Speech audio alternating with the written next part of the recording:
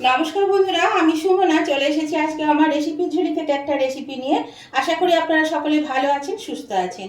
আজকে আমি আপনাদেরকে দেখাবো সজনে ফুল ভাজা।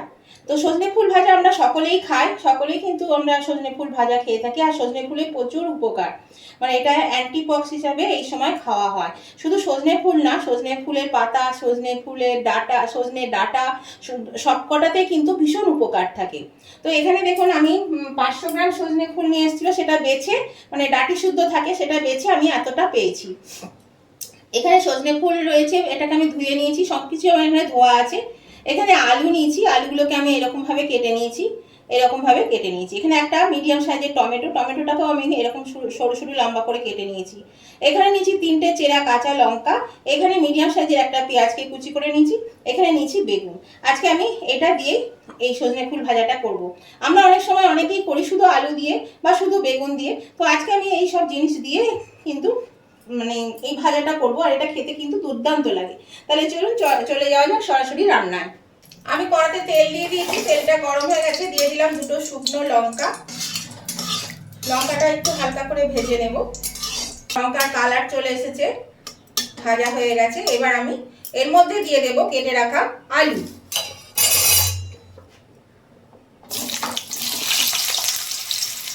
আলুটা একটু ভেজে নিয়ে বন্ধুরা দিয়ে দিলাম আমি এখানে পেঁয়াজ কুচিটা।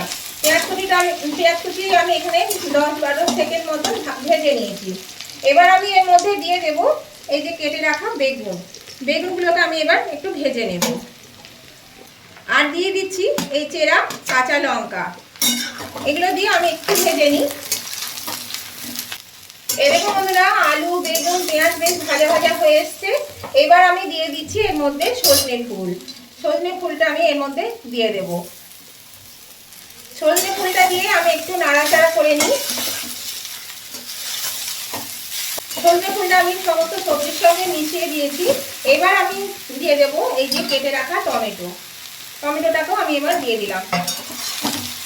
টমেটোটা দিয়েও আমি একটু নাড়াচাড়া করে নেব।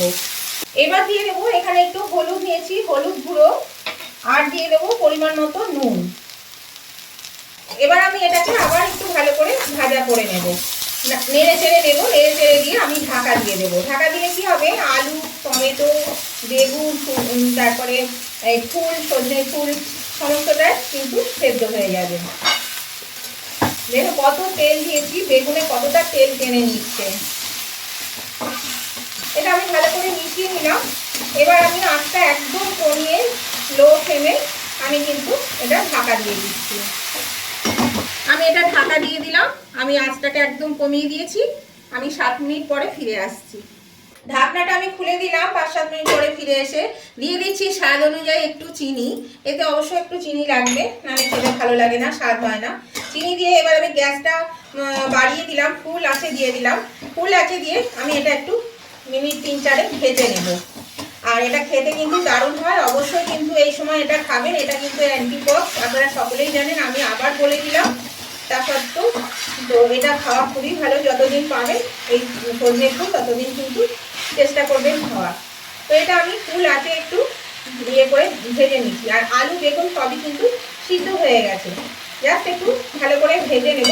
এই যে জলের ভাবটা রয়েছে, যেহেতু টমেটো দেওয়া আছে বা কাদা কাদা ভাবটা আছে বেগুনের জন্য, এটা একটু টেনে নিলে আমি এটা ভেজে নামিয়ে নিচ্ছি। 3-4 মিনিট পরে আমি আবার এটা নামিয়ে নেবো, তখন ফিরে আসছি। এরকম এটা ভাজা হয়ে গেছে। এই যে তলে এবার লেগে গেছে, তার মানে কিন্তু এটা ভাজা হয়ে গেছে।